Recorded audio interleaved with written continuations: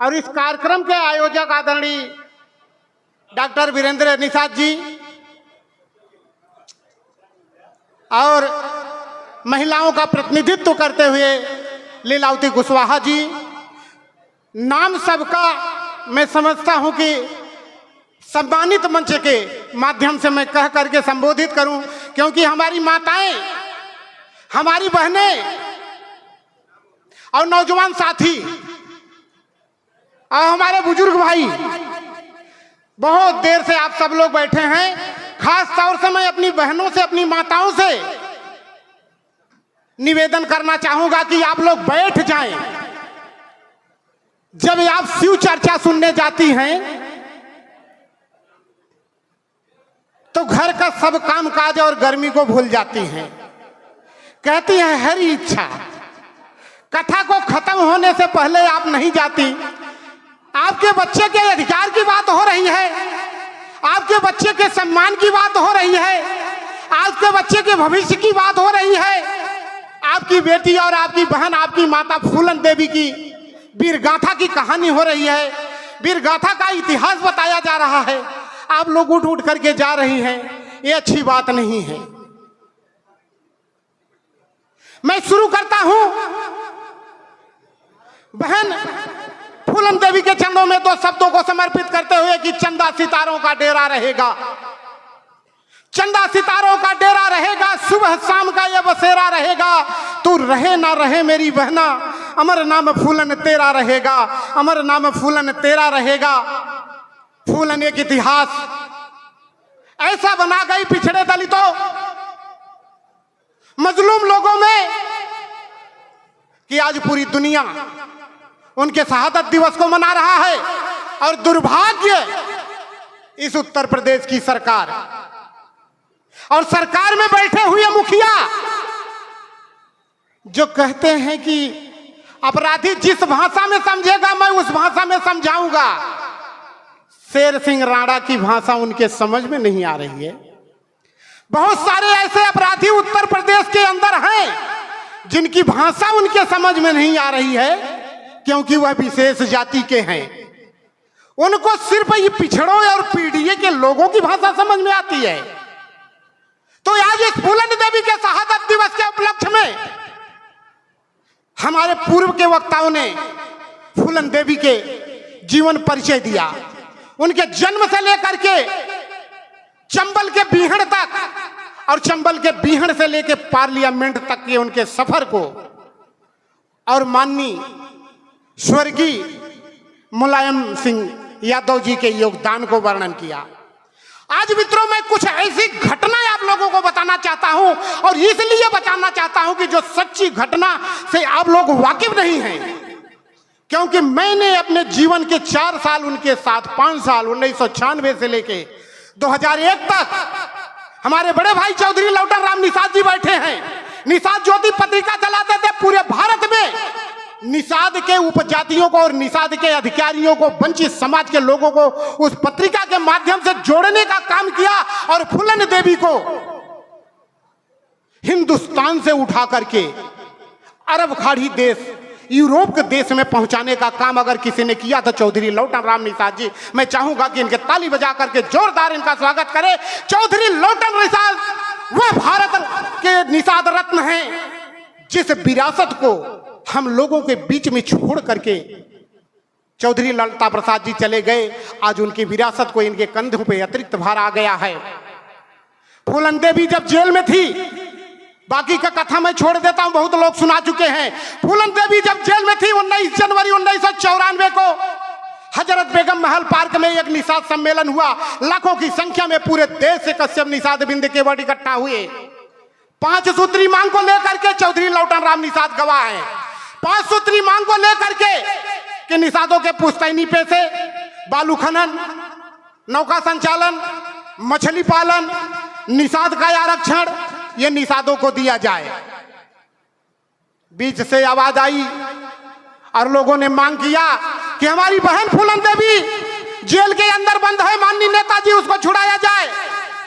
नेताजी की नजर फूलन देवी पे जाती है और धर्म की बेटी बनाया, और उस मंच से उन्होंने ऐलान किया कि मैं सचिवालय जाकर के, मुख्यमंत्री थे, मैं सचिवालय जाकर के फूलन देवी की फाइल मंगाता हूं। और सचिवालय आए और उन्होंने फाइल मंगाया। फूलन देवी के ऊपर जितने केस थे, मुख्यमंत्री के अधिकार क्षेत्र में जितने केस आते थे, तुरंत उन्होंने उसको खारिज करवाया। और मिर्जापुर से टिकट दे करके जब फूलन देवी को पार्लियामेंट में भेजा, बोले ये मेरे धर्म की बेटी फूलन देवी, तुम सिर्फ मल्लाह की बेटी नहीं हो, तुम तमाम उसकी बेटी हो, तुम तमाम उनकी बहन हो जिनके साथ अन्याय हो रहा है।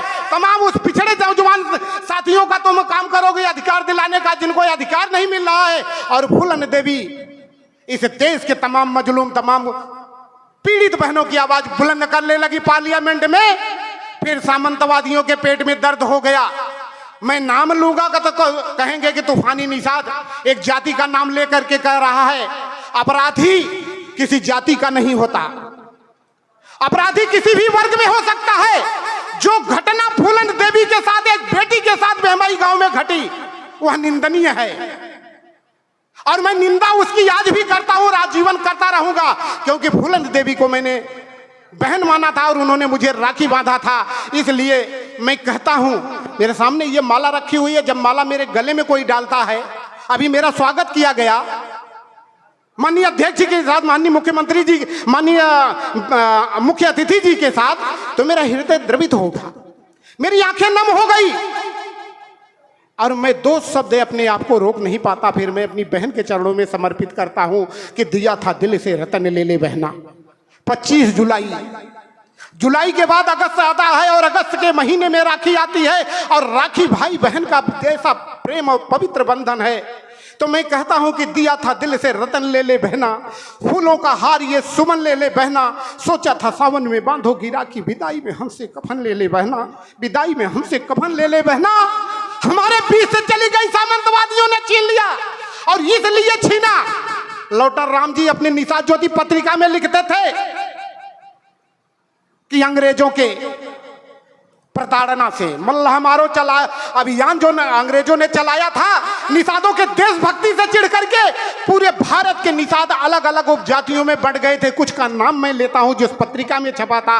उत्तर प्रदेश बिहार का कश्यप निषाद, बिंद केवट, कहार, चाई, बातम, धुरिया, तिहर, खरवार, बेलदार, तुरैया, और चाहे बंगाल आसाम का जालो मालो, जलुआ केवट, हलुआ केवट, नामशूद्र, पटनी, टंडेल, और चाहे कर्नाटक और तमिलनाडु और केरल का सागरपुत्रा, राजपुत्रा, मलैया, मच्छिंदर, मच्छीमार, और चाहे वह महाराष्ट्र का कश्यप निषाद, बिंद केवट, कहार के साथ कोली और कोली की उपजातियां, भोई कोले, ये देवरे कोली, महादेव कोली, और चाहे गुजरात का भोई और भोई की उपजातियां, राजे भोई, खासे भोई, झीगा भोई, नामशूद्र, पटनी, टंडेल, और चाहे वह राजस्थान, हरियाणा और पंजाब, जम्मू कश्मीर का कश्यप निषाद, बिंद केवट के साथ मेहरा लिखने वाले बहुत बड़ी संख्या में पूरे भारत के लोग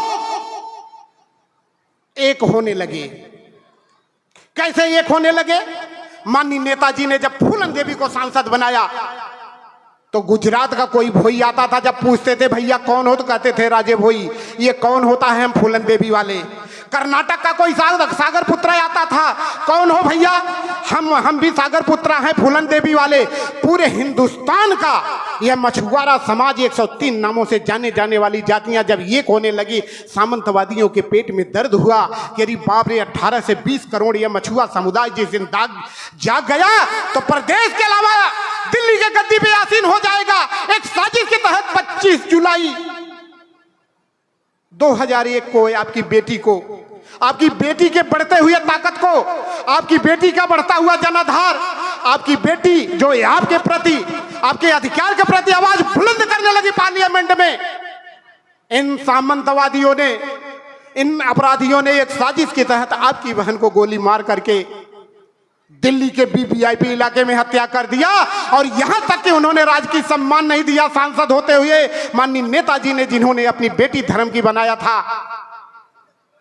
चार्टर्ड प्लेन से लेकर के आते हैं बनारस, और बनारस से हेलीकॉप्टर से लेके जाते हैं मिर्जापुर में, अंतिम संस्कार करते हैं, और फिर आकर के पार्लियामेंट में दहाड़ते हैं। माननीय नेताजी कहते हैं कि फूलन देवी को राजकीय सम्मान क्यों नहीं दिया गया? क्योंकि वो दलित समाज की बेटी थी, वह मल्ला समाज की बेटी थी, वह गरीब और पिछड़े दलित समाज की बेटी थी। ऐसा अन्याय मैं होने नहीं दूंगा। और नेताजी इस देश की फिर पिछड़े लोगों की जो है लड़ाई लड़ना शुरू कर दिए।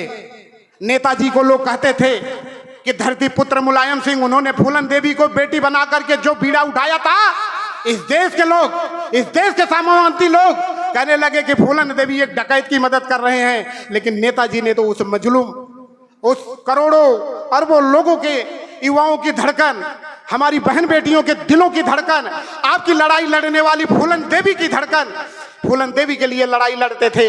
इसलिए मैं कहता हूं कि फूलन, नाम तो फूलन था लेकिन जीवन उनका अंगारों पे बीता, और जो उन्होंने इतिहास बनाया, इसलिए मैं कहता हूं कि अरे जवानी को देखा, रवानी को देखा, वो पीछे नहीं हटी, कैसे लड़ी और किस तरह से उन्होंने उन सामंतवादियों को, उन अपराधियों को अपने रास्ते से हटाया कि फिर भी इस देश में किसी बेटी को मैं फूलन नहीं बनने दूंगी। तो मैं कहता हूं कि जवानी को देखा, रवानी को देखा और वीरों के खूनी कहानी को देखा, जब तक जिंदा रही जुर्म से लड़ती रही। फूलन में झांसी के रानी को देखा, फूलन में झांसी के रानी को देखा। मित्रों, अभी आप सब लोगों ने देखा होगा देश में किस तरह से अघोषित आपातकाल चल रहा है। इस देश में जो प्रदेश और देश की सरकार है, आतताइयों की सरकार है, आपको तमाम तरह के प्रलोभन दे करके, और प्रलोभन के अलावा जिस तरह से मीडिया, पत्रकार भाई हमारे लोग बैठे थे, चले गए, यह दुर्भाग्य है। अभी प्रदेश की सरकार होती, सत्ता के लोगों की मीटिंग होती तो मीटिंग खत्म होने तक बैठे रहते, लेकिन दुर्भाग्य है मीडिया के लोगों। मैं आप लोगों से भी कहना चाहता हूं कि जमी बेच देंगे, जमा बेच देंगे। अरे जमी बेच देंगे, जमा बेच देंगे, धरा बेच देंगे, गगन बेच देंगे। अगर तुम हो गए कलम के सिपाही तो इस देश प्रदेश के सरकार के नेता मुर्दों के कफन बेच देंगे। ऐ मेरे मित्रों, आपको निर्भीक लिखना होगा और छापना होगा, दिखाना होगा सच्चाई को। आप लोग भागे नहीं, सच्चाई को लिखे, छापे। क्या होगा यार, देश की जनता जिस तरह से आपका बेटा, आपका भाई, हर किसी के घर का, न वह दलित समाज का है, न वह पिछड़े समाज का है, न वह अल्पसंख्यक समुदाय का, न अगड़े का है, बेटा जो है पेपर लीक हुआ है नीट का, वो अपना अधिकार मांगने के लिए जो जंतर मंतर पे गया है, हमारी बेटियों के साथ कैसा दुर्व्यवहार हो रहा है, उनके साथ किस तरह का अत्याचार और अन्याय हो रहा है, हमारे नौजवानों पे किस तरह से पुलिस लाठी बरसा रही है, हमारी बेटियों के साथ किस तरह से दुर्व्यवहार कर रही है, उनके बदन पर कैसे हाथ डाला जा रहा है, उनके कैसे उनके साथ व्यवहार किया जा रहा है। ये सरकार मूक अंधी बहरी बनी है।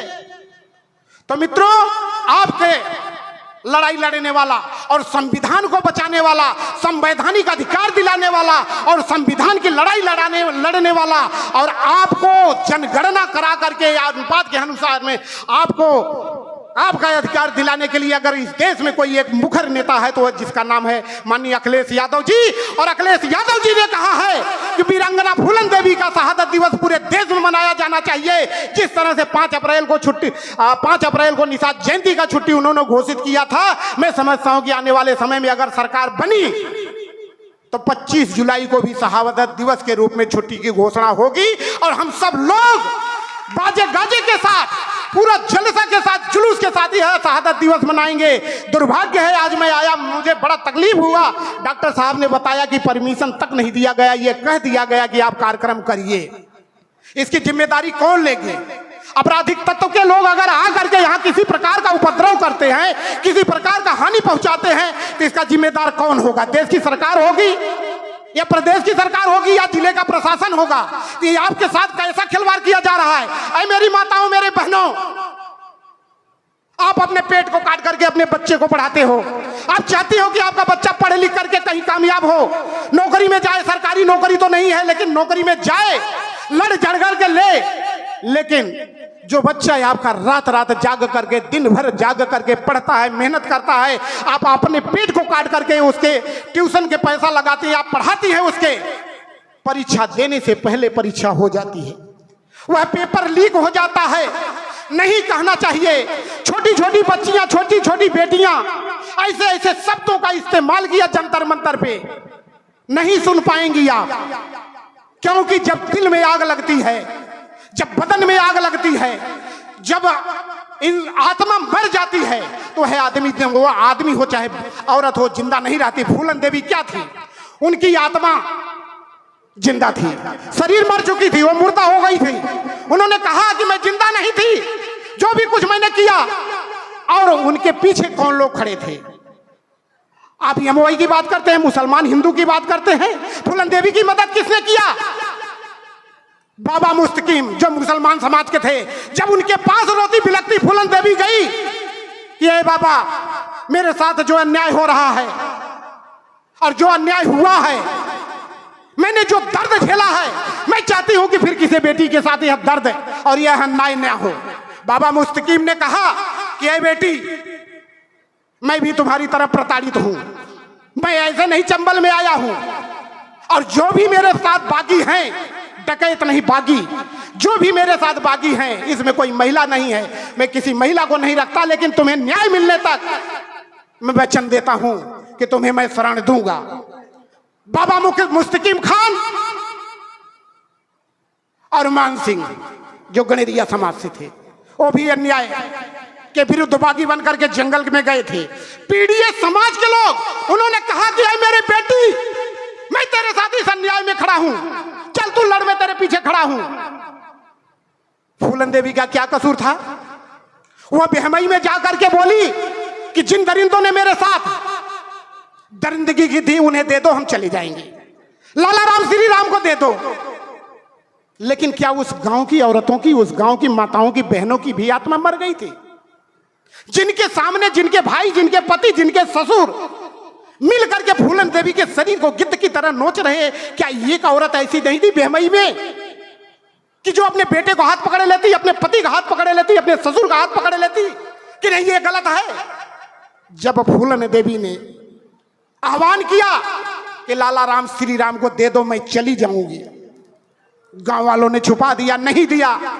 तब उसने गांव के लोगों को 25 से 26 लोगों को बंधक बनाया और लेकर के चंबल के बेहड़ में गई। उन्होंने कहा कि अभी भी समय है, इतिहास पढ़ लेना। तुलसी सिंह नाम के एक व्यक्ति बेहमई के थे, जिनके 2 बेटों का उसी दिन गौना हुआ था। नई नवेली बहुएं रुते हुए आंचल फैला के फूलन देवी के पास गई कि मेरा क्या कसूर था, मैं तो उस दिन गांव में थी भी नहीं। ओहो, जिसका दिल पत्थर बन गया था, वह पत्थर दिल पिघल गया और उनको छोड़ दिया उसने। 22 लोगों को, जिन लोगों ने उसके साथ दरिंदगी की थी, अगर चाहती तो बेहमई के एक एक बहन बेटियों के इज्जत के साथ खिलवाड़ कर सकती थी, लेकिन फूलन देवी ने कहा नहीं, मैं हिंदुस्तानी नारी हूं, मैं हिंदुस्तानी नारी हूं। जो मेरे ऊपर दर्द हुआ है, जो मैंने दर्द झेला है, जो मेरे साथ कष्ट हुआ है, मैं किसी और बहन बेटी के साथ नहीं होने दूंगी।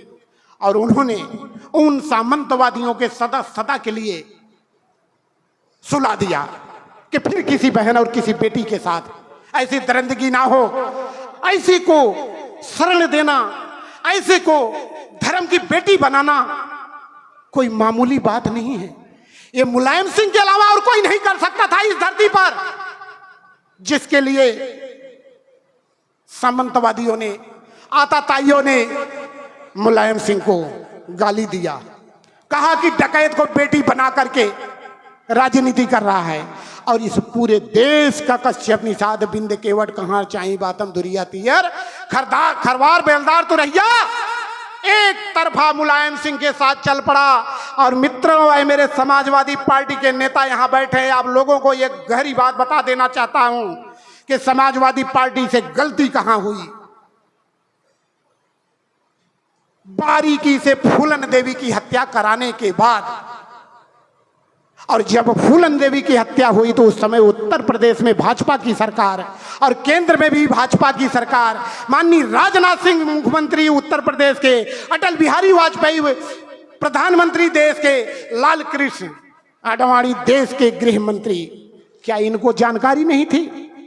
इन्होंने फूलन देवी की जो सिक्योरिटी थी उसको वापस ले लिया और एक सिविल वर्दी में दे करके हत्या करा करके, और भारतीय जनता पार्टी के और संघ के लोगों द्वारा, आए मेरी समाजवादी पार्टी के नेताओं, आप लोग जान लो, हमारे समाज के मछुआ समुदाय के लोगों को बताना, क्योंकि बहुत सारे लोग अभी ये कहते हुए मिल जाते हैं कि फूलन देवी की हत्या मुलायम सिंह ने कराया। ले बताया किसने? भारतीय जनता पार्टी के लोग घरों में बैठ बैठ करके ये हमारी माताओं और बहनों के दिमाग में भरा कि फूलन देवी की हत्या मुलायम सिंह ने कराया, और समाजवादी पार्टी ये नहीं बता पाई कि एक साजिश के तहत भारतीय जनता पार्टी के लोगों ने फूलन देवी को हटाया और झूठा जाकर के आपके घर में आपको बताया। और आप लोग राम के नाम पर, अरे आपने तो राम को पार कर दिया था, हम आपको पार करेंगे, हमारी नैया पार करो। राम के नाम पर केवट का वोट लेते रहे। अरे वही राम, लौटन राम जी बैठे हैं, बात नहीं करना है। राम में हमारी भी आस्था है, आपसे ज्यादा है। डकैती चाहे बैंक की हो चाहे मंदिर की हो, डकैती करने वाला अपराधी है, लेकिन क्यों नहीं पकड़ा जाता है? राम में आपसे ज्यादा हमारी आस्था है। अगर हमने राम को पार किया है तो निस्वार्थ पार किया है, बिना खेवा लिए पार किया है। लिखा है तुलसीदास ने, उतर ठाड़ भय सुर शरीरेता, राम लखन सिया गुहा समेता। जब राम लक्ष्मण गुहा राज निषाद के साथ में ठाके वड उस पार लेकर के जाता है तो राम अपने सीता के तरफ देखते हैं, सीता समझ जाती है कि राम कुछ देना चाहते। यही वर्णन है ना, यही तुलसीदास जी ने लिखा है। राम सीता की तरफ देखते हैं, सीता अपनी मुदरी निकाल के देना चाहती है, लेकिन केवट मना कर दिया। आप जानते हो, अगर केवट वो ले लिया होता तो कौन सी मुदरी और कौन से चिन्ह लेकर के हनुमान जी अशोक वाटिका में जाते? सीता को कैसे यकीन दिलाते? तो आप माताओं के लिए मैं बात कह रहा हूं, क्योंकि आप लोग धर्म कर्म में बहुत विश्वास रखते हैं। शिव चर्चा में अच्छी बात है, रखिए, धर्म कर्म में भी विश्वास रखिए, लेकिन मंदिर से आपके बेटे को नौकरी नहीं मिलेगी। नौकरी मिलेगी संविधान के अधिकार से। आपका बेटा कांवड़ लेने जाएगा, जाए शौक से लेने, हम नहीं कहते कि मत जाए। आपका बेटा कांवड़ लेने जाएगा, अभी सावन आ रहा है, आपके बेटे के ऊपर हेलीकॉप्टर से फूल बरसाया जाएगा, पिस्ता वाला दूध पिलाया जाएगा, रबड़ी मलाई खिलाई जाएगी, गांजा पिलाया जाएगा, अफीम भी मिलेगा। लेकिन जिस दिन पढ़ लिख करके आपका बेटा नौकरी मांगने जाएगा, यही हेलीकॉप्टर से फूल बरसाने वाले आपके बेटे के ऊपर लाठी बरसाएंगे। तय आपको करना है, तय आपको करना है कि फूलन देवी के हथियारों के साथ रहना है, लाठी बरसाने वालों के साथ रहना है, या एक तरफ जो है आपका लाडला अखिलेश यादव संविधान की लड़ाई लड़ रहा है, समानता की लड़ाई लड़ रहा है, आपको अधिकार दिलाना चाहते हैं, जनगणना करा करके आपके अनुपात में अधिकार दिलाना चाहते हैं। मित्रों, बहुत सारी बातें हैं। अभी चौधरी लौटन राम जी हमारे राजनीतिक गुरु, और मैं समझता हूं कि उत्तर प्रदेश ही नहीं, पूरा देश ही नहीं, विदेशों में भी इनके अनुयायी, इनके मानने वाले लोग हैं। ऐसे वक्ता और ऐसे ज्ञाता हमारे समाज में चौधरी लालता प्रसाद के बाद अगर कोई है, तो मैंने कहा कि दोहरी जिम्मेदारी इनके कंधों पे आन पड़ी है। तो मैं अपने वाणी को यहीं विराम देता हूं और चौधरी लालता प्रसाद के चरणों में नमन करते हुए, फूलन देवी के चरणों में नमन करते हुए मैं अपने वाणी को यही विराम दूंगा। आने वाला 2027 आप लोग ध्यान रखना, और फूलन देवी के जो अधूरे सपने हैं उस सपने को पूरे करने के लिए हम सब लोग संविधान को बचाने के लिए 2027 में चुन चुन करके किसको जिताना है? जो हमारे संविधान को बचा रहा है, जो हमारे अधिकार को दिलाना चाहता है, जो हमारे बच्चों के अधिकार को दिलाना चाहता है, हमारे सुख दुख का साथी है। इन्हीं सब बातों के साथ मैं अपनी वाणी को विराम दूंगा और फिर 2 शब्द कह करके अपनी वाणी को विराम देता हूं कि कसम निषाद बिंद केवट में जब तक नादानी रहेगी और पिछड़ों में जब तक नादानी रहेगी, फटे हाल में जिंदगानी रहेगी, बुला लो उन्हें भी जो तुमसे जुदा हैं, एकता की यही निशानी रहेगी, एकता की यही निशानी रहेगी। फूलन देवी अमर रहे, फूलन देवी अमर रहे, धरती पुत्र मुलायम सिंह अमर रहे। धन्यवाद। जय समाजवाद।